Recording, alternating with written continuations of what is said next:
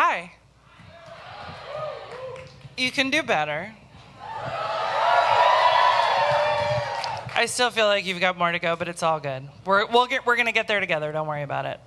Hi, guys.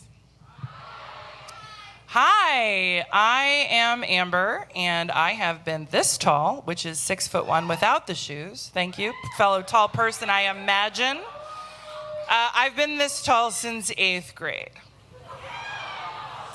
Oh, were you there? No, you weren't. Here's the thing. I was the most awkward. That's real. I was just the most awkward person ever, and all I wanted was to be a cool girl. I wanted to be popular, and I was friends with some popular kids, but I myself was not popular, and I kind of felt like, as a drama nerd, that that wasn't enough, but I should also use really big words, and that was my thing. And that didn't make me any cooler. I don't know why, but it didn't. And no matter how hard I tried to be cool and get a boyfriend and get anyone to notice me for anything other than pushing me in fountains, again, where were you? So I wrote a lot of poetry, which I'll share with you at some point. Don't get too excited. But I got all of my feelings down in this actual pink geode diary. Thank you. Life for me has once again become a place of confining thoughts and tormenting psychological states. Nothing seems to be going right at all. All of my friends are drifting apart from me. My report card came today. And once again, I have royally fucked up and not gotten a fucking 2.0, and no matter what I do, I can't be in the miracle worker. My whole life is shit. I have no man, and when I try to get one, I get rejected. I worked up all of my courage and asked Mark Foster out on a date, but got rejected again. For those of you who didn't go to high school at San Mateo High in the years 1991 to 1994, Mark Foster was our student body president. And I heard him once use the word existential in a way that made me feel like he knew what it meant. And I was like, I didn't know what it meant, but I was like, that's a big word. So I had some friends on the student council with him, and they would have a digital dashboard that would tell everybody about the student events at the school, and they taught me how to program it so I could ask Mark Foster out in front of the entire high school. And he said no. It's fine. He was really short, and then I found out later that when he got married, he changed his last name to his wife's last name. I'm not, no judgment, but I wouldn't want that.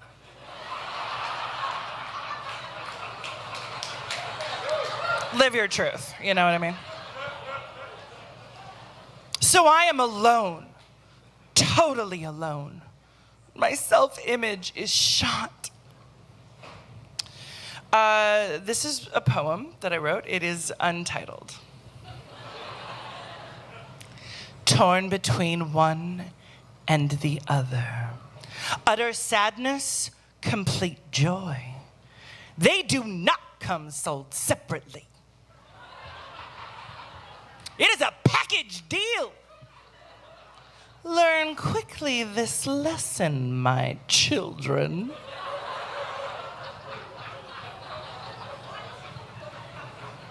If someone offers you one on sale because they don't have the other half to offer, you know they are lying and just want your heart.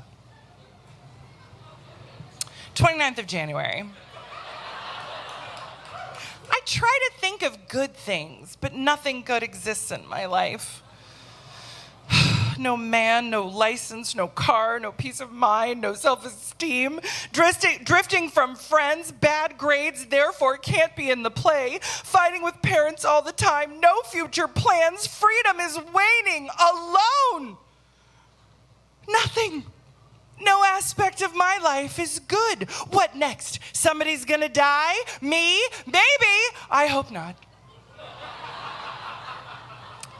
That's the part where I think God can read my diary.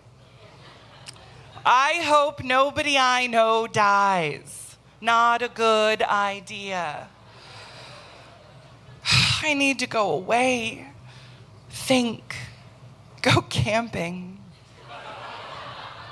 Be alone.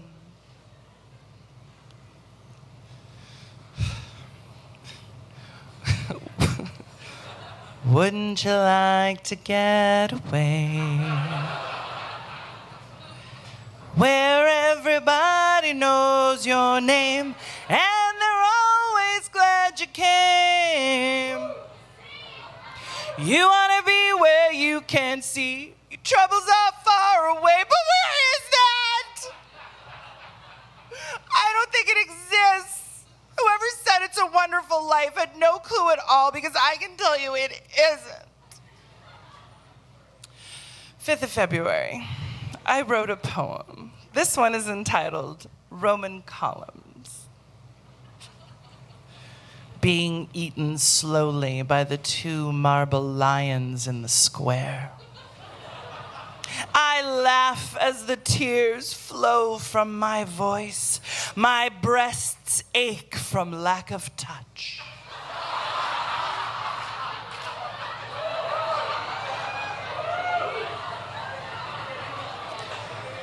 My tongue for warmth of the fire. The lions murmur wisdom and magic amid the stars and the diamonds in his eyes. She knows.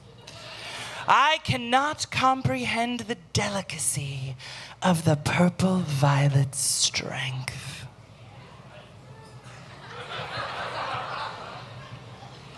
Just as I cannot describe my feelings or my loss. Someone once told me the story of a young Chinese girl with blue hair and black eyes. She was searching for truth and security, but found deceit and anxiety. Yet she lived happily ever after. For whence one dies, an ending to such misery is a happy ending. So I finally met a boy. I met him at Great America. He worked there.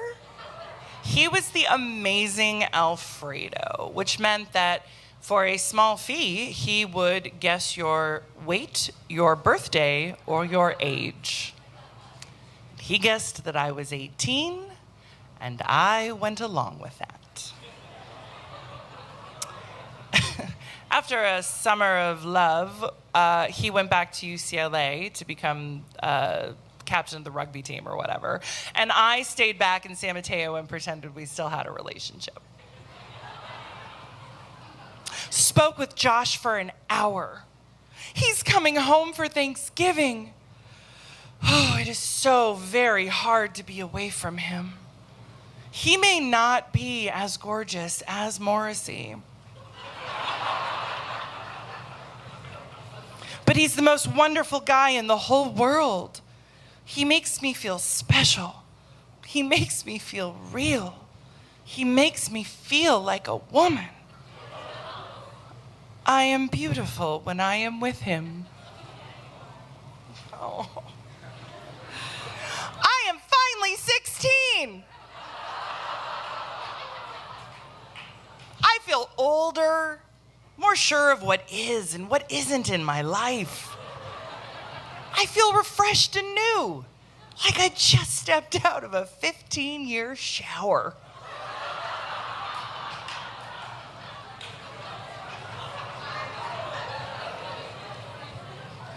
Last night I spoke at length with a man named Miguel, who was an artist. The first thing he asked me was, "Are you a model by any chance?" I laughed, not because I found the question to be particularly amusing, but because I had been asked that question so many times.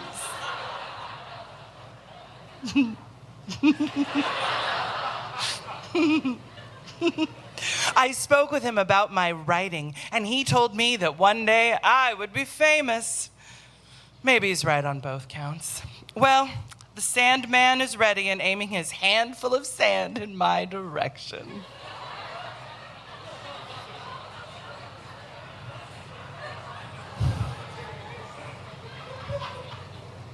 Quite a while has gone by since I've written in here. Much has changed. Josh and I discussed our feelings and decided that because of the distance, it would be better to be just friends. I want a man. How am I supposed to lose my virginity if there's no one there to have it? Oh, frustration! Can we say depression? Yes, I believe we can say it loud and clear. Depression! Anyway, I'm exhausted. So, I'm gonna leave you guys with the last poem. Well, not the last poem I ever wrote, but arguably either the worst or the best. It was written during detention at the all-girls Catholic high school that I attended my first 2 years of high school, during detention. It is entitled Life is Hell.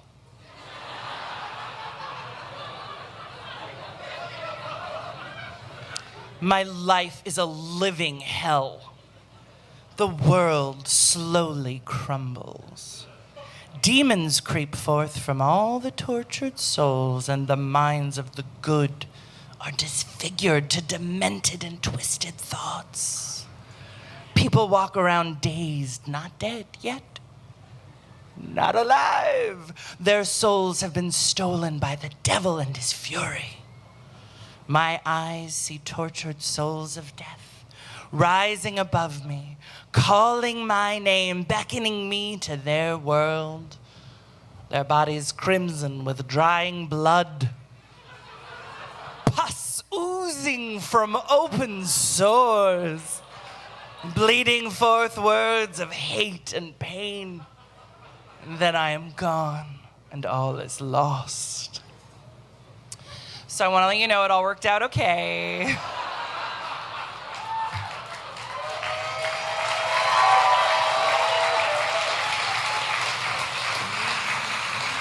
I eventually stopped writing poetry, so don't be afraid anymore. Have a good night.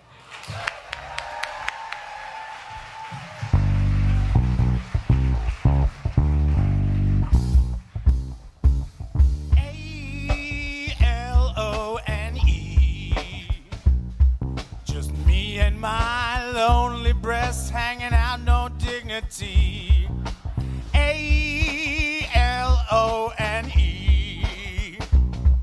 Just me and my virginity. Okay, yeah, I'm Amber. I put you under a spell.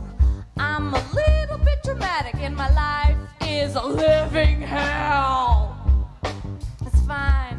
This boy, he's got so much potential. I got creamy inner pants when he used the word existential. I don't know what it means, but that's fine though, 'cause I'm just skating by with a 2.0. Didn't even make it that far, but that's okay, 'cause my name is fucking Amber, and I came to fucking play. And oh, what about the amazing Alfredo? He guessed my age. We were not exactly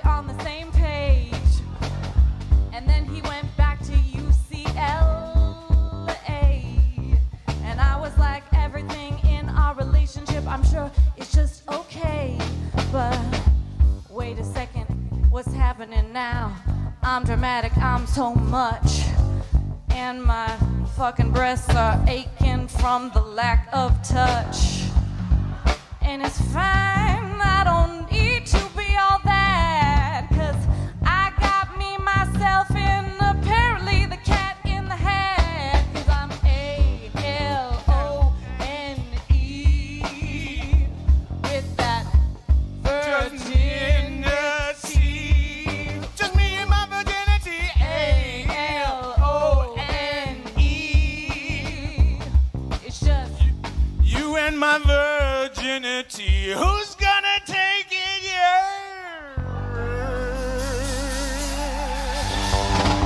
took his wife's last name like a bitch. Yikes.